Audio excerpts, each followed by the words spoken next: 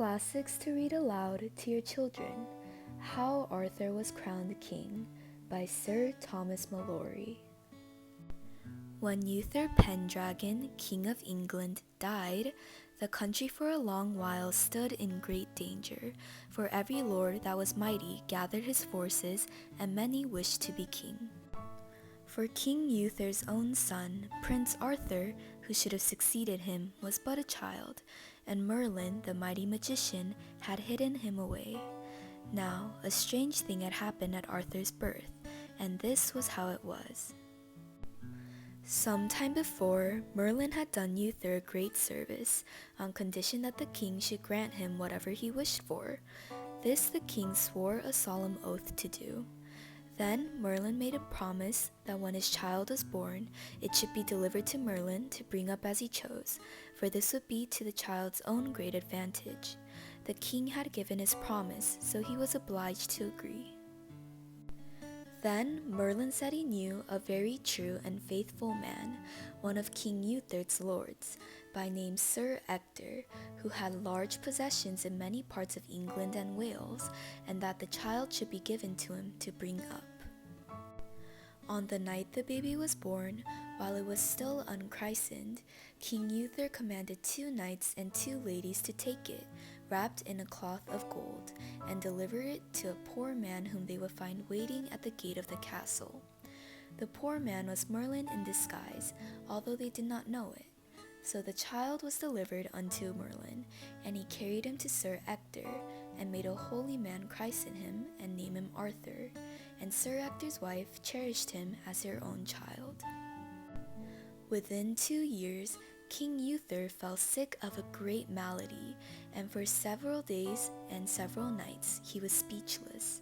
All the barons were in much sorrow, and asked Merlin what was best to be done. "There is no remedy," said Merlin. "God would have his will. But look ye all, barons, come before King Uether tomorrow, and God will make him speak." So the next day, Merlin and all the barons came before the king, and Merlin said aloud to King Uether, "Sir, after your days shall your son Arthur be king of this realm and all that belongs to it?" Then Uether Pendragon turned to him and said so that all could hear, "I give my son Arthur God's blessing and mine, and bid him pray for my soul, and righteously and honorably claim the crown, or he shall forfeit my blessing." And with that, King Uether died. But Arthur was still only a baby, not 2 years old, and Merlin knew it would be no use yet to proclaim him king, for there were many powerful nobles in England in those days who were all trying to get the kingdom for themselves, and perhaps they would kill the little prince. So there was much strife and debate in the land for the long time. When several years had passed, Merlin went to the Archbishop of Canterbury and counseled him to send for all the lords of the realm and all the gentlemen of arms, that they should come to London at Christmas, and for this cause, that a miracle would show who should rightfully be king of the realm. So all the lords and gentlemen made themselves ready, and came to London, and long before dawn on Christmas Day they were gathered in the great church of St. Paul's to pray. When the first service was over, there was seen in the churchyard a large stone, 4 square, like a marble, and in the midst of it was an anvil of steel, a foot high. In this was stuck by a point of a beautiful sword, with naked blade, and there were letters written on gold about the sword, which said thus, "Whoso pulleth this sword out of this stone and anvil is rightfully king of all England." Then the people marveled, and told it to the archbishop. "I command," said the archbishop, "that you keep within the church, and pray unto God still, and that no man touch the sword till the service is over." So, when the prayers in church were over, all the lords went to behold the stone and the sword. And when they read the writing, some of them, such as wished to be king, tried to pull the sword out of the anvil, but not one could make it stir. "The man is not here that shall achieve the sword," said the archbishop, "but doubt not God will make him known. But let us provide 10 knights, men of good fame, to keep guard over the sword." So it was ordained, and a proclamation was made that everyone who wished might try to win the sword. And upon New Year's Day, the barons arranged to have a great tournament, in which all knights who would joust or tourney might take a part. This was ordained to keep together the lords and commons, for the archbishop trusted that it would be made known who should win the sword.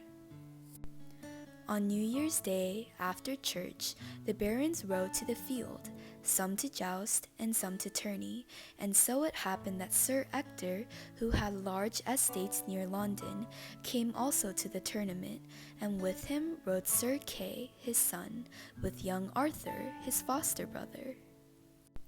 As they rode, Sir Kay found he had lost his sword, for he had left it at his father's lodging, so he begged young Arthur to go and fetch it for him. "That will I, gladly," said Arthur, and he rode fast away. But when he went to the house, he found that no one was at home, for everyone had gone to see the jousting, and could not find the sword. Then Arthur was angry, and said to himself, "I will ride to the churchyard and take the sword with me that sticketh in the stone, for my brother Sir Kay shall not be without a sword this day." When he came to the churchyard, he alighted, tied his horse, and went to the tent. But he found there were no knights who should have been guarding the sword, for they were all away at the joust. Seizing the sword by the handle, he lightly and fiercely pulled it out of the stone, then took his horse and rode his way, till he came to Sir Kay, his brother, to whom he delivered the sword. As soon as Sir Kay saw it, he knew well it was the sword of the stone. So he rode to his father, Sir Ector, and said, "Sir, lo, here is the sword of the stone, wherefore I must be king of this land." When Sir Ector saw the sword, he turned back and came to the church, and there they all three alighted and went into the church, and he made his son swear truly how he got the sword. "By my brother Arthur," said Sir Kay, "for he brought it to me." "How did you get this sword?" said Sir Ector to Arthur, and the boy told him. "Now," said Sir Ector, "I understand you must be king of this land." "Wherefore I?" said Arthur, "and for what cause?" "Sir," said Ector, "because God will have it so, for never man could draw out the sword but he that shall rightly be king. Now let me see whether you can pull the sword there as it was and pull it out again." "There is no difficulty," said Arthur, and he put it back into the stone. Then Sir Ector tried to pull out the sword, and failed, and Sir Kay also pulled with all his might, but would not move. "Now you shall try," said Sir Ector to Arthur. "I will." "Well," said Arthur, and pulled the sword out easily. At this, Sir Ector and Sir Kay knelt down on the ground before him. "Alas," said Arthur, "mine own dear father and brother, why do you kneel to me?" "Nay, nay, my lord Arthur, it is not so. I was never your father, nor your blood, but I know well you are of higher blood than I thought you were." Then Sir Ector told him all, how he had taken him to bring up, and by those who command, and how he had received him from Merlin. And when he understood that Ector was not his father, Arthur was deeply grieved. "Will you be my good, gracious lord when you are king?" asked the knight.